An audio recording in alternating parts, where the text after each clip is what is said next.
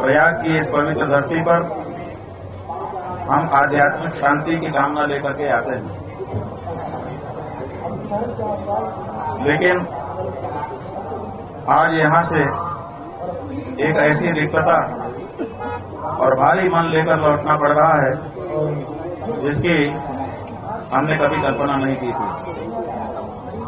प्रयाग में जो कुछ भी घटित हुआ उसने न केवल हमारी आत्मा को झकझोरा है, बल्कि न्याय और मानवता के प्रति हमारे सामूहिक विश्वास पर भी प्रश्न चिन्ह लगा दिया है। संगम की इन लहरों में स्नान करना केवल एक धार्मिक क्रिया नहीं, बल्कि अंतरात्मा की संतृप्ति का एक मार्ग भी है। परंतु आज मन इतना व्यथित है कि हम बिना स्नान किए इस संकल्प को यहाँ की रेत में अधूरा छोड़कर यहाँ से विदा ले रहे हैं। जब हृदय में क्षोभ और ग्लानि का ज्वार हो तो जल की शीतलता भी अर्थहीन हो जाती है। हम प्रेस के अपने बंधुओं के माध्यम से समाज, विशेष करके हमारा सनातनी समाज, सनातन धर्म के अनुयायी और कुंभ मेला प्राधिकरण और उत्तर प्रदेश शासन तक यह बात पहुंचाना चाहते हैं कि न्याय की प्रतीक्षा कभी समाप्त नहीं होती। आज हम यहाँ से जा रहे हैं, लेकिन अपने पीछे सत्य की गूंज और उन अनुत्तरित प्रश्नों को छोड़कर जा रहे हैं जो प्रयाग की इस हवा में तो विद्यमान रहेंगे ही, लेकिन पूरे विश्व में वायुमंडल में विद्यमान रहेंगे और उत्तर की प्रतीक्षा करेंगे।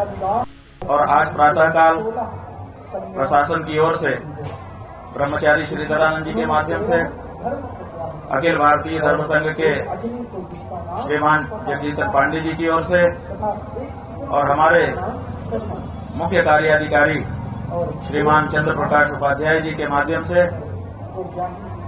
एक पत्र, एक प्रस्ताव प्रशासन की ओर से हमारे पास भेजा गया था, जिसमें यह कहा गया था कि हम स्नान के लिए जब आप जाना चाहेंगे ससम्मान आपको आपके शिविर से पालकी में ले जाकर के अधिकारियों के माध्यम से स्नान कराने के लिए तैयार हैं। ये भी कहा गया था कि जिन अधिकारियों ने संगम पर मौनी अमावस्या के दिन उपस्थित रहकर घटना को देखा था, वो वे सब वहां पर उपस्थित रहेंगे और आपके ऊपर पुष्प वर्षा करके स्वागत करेंगे। ये भी कहा गया था कि भविष्य में चारों शंकराचार्यों को मौनी अमावस्या पर स्नान के लिए हम एक SOP बनाएंगे। उसका प्रारूप भी आप अगर चाहेंगे तो आपको दिखाया जाएगा। लेकिन जो घटना की गई उसके बारे में क्षमा के एक भी शब्द नहीं थे।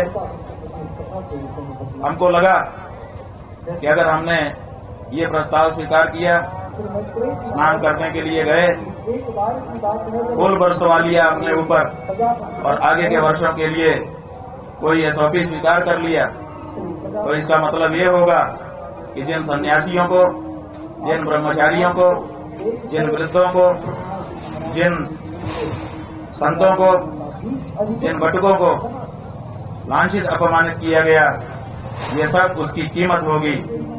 उसकी कीमत पर हम अपनी सुविधा और अपना सम्मान स्वीकार करने में असमर्थ रहे। इसीलिए हमने कहा कि अगर आप अपनी गलती के लिए, अपने अपराध के लिए क्षमा याचना कर सकते हैं तब तो ठीक है, बाकी कुछ आपसे हमको नहीं चाहिए, क्योंकि जो हमारा है उसको आपको आज नहीं तो कल देना ही पड़ेगा। वो हमारा अधिकार है, वो आपकी तरफ से किया गया दान नहीं होगा। लेकिन जो असली मुद्दा है, जिसके लिए 10 दिन तक शांति के साथ हम यहाँ पर फुटपाथ पर बैठे रहे, आपको लंबा समय हमने प्रदान किया कि आप ठंडे मन से, मस्तिष्क से विचार करो और विचार करके जो अन्याय हुआ है उसके लिए आगे आकर के या तो दंड भोगो या तो क्षमा याचना करो। लेकिन 10-11 दिन बीत जाने के बाद भी आज जब हमारे जाने का हमने निर्णय किया, तब इस तरह का प्रस्ताव हमारे पास आया।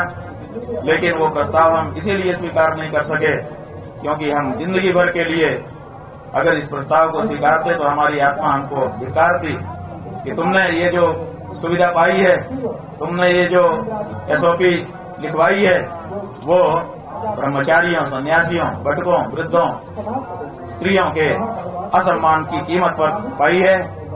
इसको कभी भी हमारा हृदय स्वीकार नहीं कर सकता था।